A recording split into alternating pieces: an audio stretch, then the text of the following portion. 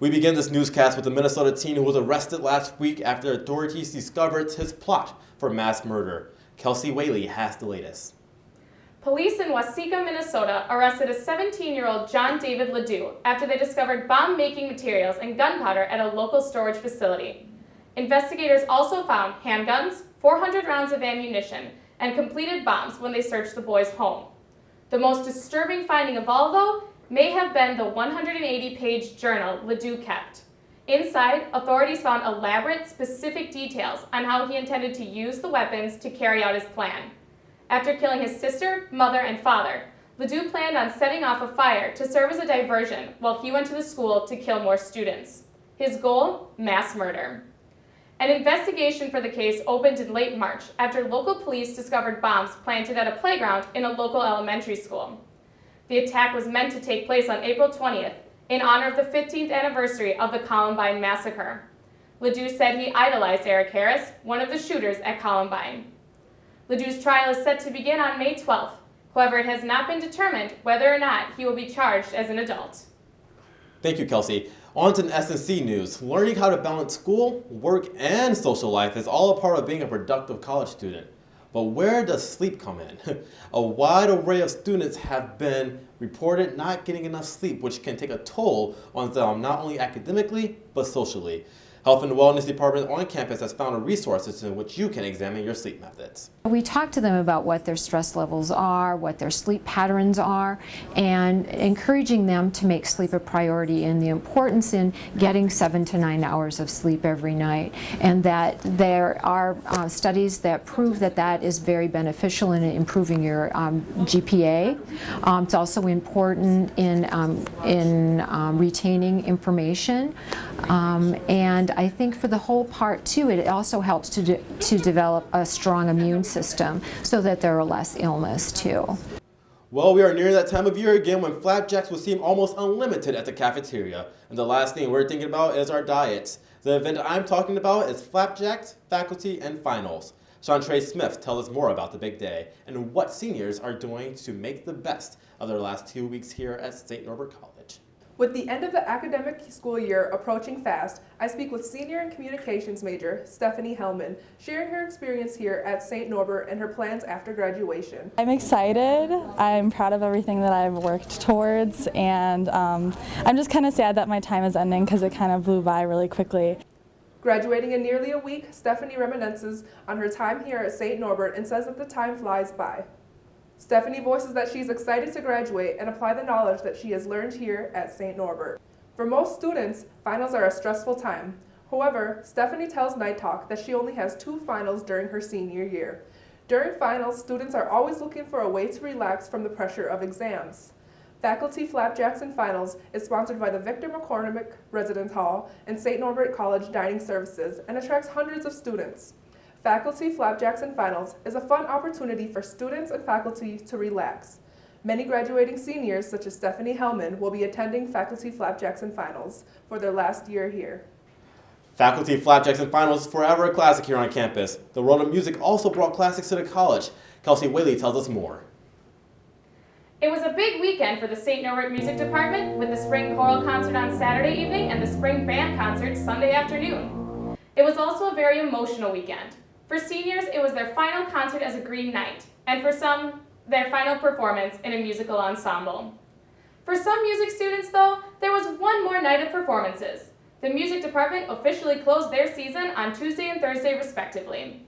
On Tuesday, several students were honored at the Honors Recital for their achievements and merits in music department. It's an amazing feeling just to know that you're one of the students that has been commemorated and your work is being honored and realize that you've worked so hard. The Honor Recital of the semester was on Thursday night. Linda Feldman, a vocal instructor at St. Norbert, and her students put on a studio recital, wrapping up the year for the music department in terms of recitals. Next, we hear from Matt, discussing draft day and much more in the world of film and television. Kelsey, today I'll be covering the ending of How I Met Your Mother, and if you should see the movie Draft Day, starring Kevin Costner. Let's get to it. Spoiler alert. So, the legendary show of How I Met Your Mother came to its conclusion on March 31st, and for the love of everything holy, did a lot of things happen. Barney and Robin got married, then divorced.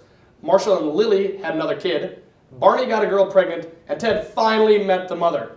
But all of those interesting story tidbits fail in comparison to what the writers of My Beloved Show had in store. Instead of ending How I Met Your Mother with Ted meeting the mother and running off into the sunset, they end the show with the mom dying and Ted going to Robin. This show should have been called How I Met Your Fans and crushed all their hopes and dreams. This ending makes sense because why talk to your kids for years about how you met your mom and only include a couple episodes about her? So yes, it makes sense why they did what they did, but no, just no. The ending most fans wanted, or at least I wanted, was Ted and the wife living happily ever after. Okay, switching gears. With the NFL draft upon us, it's a great time to talk about the movie Draft Day. This movie entails Kevin Costner's character being a GM for the Cleveland Browns and having the number 4 overall pick in the draft, and an owner who wants him to make a splash in the draft or risk being fired. I won't reveal everything in the movie, but some ridiculous trades go on that would leave someone scratching their head. That being said, it is a heartwarming movie that has some decent characters and gets an NFL fan ready for the draft. So out of 5 stars, I'd give Draft Day a 3. Good, not great. Joe, what do you think of Draft Day? I thought it was a decent film, but it's nothing like the NFL draft that I just saw on Thursday. The Packers made a decent pick, and let's see what happened. But before that, we'll talk about Donald Sterling. I'd like to get this out of the way right now. Donald Sterling is a complete and utter racist who said things that no man, regardless of how much money and power they have, should have said. He embarrassed himself, the Clippers, and the NBA with the comments he made. However, I am of the opinion that his punishment was unjust.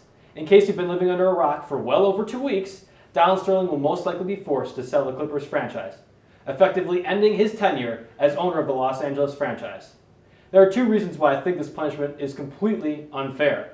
The one thing we know for certain is the aforementioned recording was done in September, as reported by ESPN, meaning it has been nearly 7 months since Donald Sterling made these bigoted comments.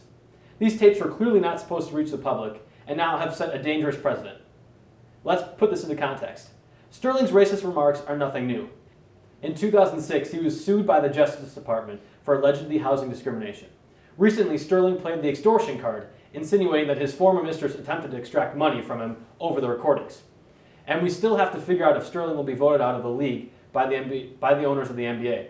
I have a feeling that this story is just beginning. Let's move on to some happier news now. Thursday marked the opening day of the 2014 draft, and the Packers chose their guy. Let's see what Norb's Nation has to say about the newest Green Bay Packer. Probably one of the best players available at the time, and also filling a big need that they had at that position. So they needed to go defense, and they got, I think, the guy that they're going to really enjoy having on the team. I think he'll be a good player and a fan favorite right away. Being a Vikings fan, it scares me quite a bit. Packers need a lot of help in this defensive secondary, and with this pick, they got it. I mean, Clinton Dix going to Alabama, he put on a show for the last 2 or 3 years, so they're getting a good pick. It looks like Norb's Nation has spoken, and everyone is in love with Ha-Ha Clinton Dix. Here's hoping that he stays on the field, healthy and ready to hit. Connect with Night Talk after the show. Help us reach 200 likes on Facebook by the end of the school year. And follow us on Instagram and Twitter at SNC Night Talk. There's more online too. Check out Joe's full interview with Travis on our blog, nighttalk.wordpress.com. And always, story ideas and comments can be sent to snc.night.talk@gmail.com.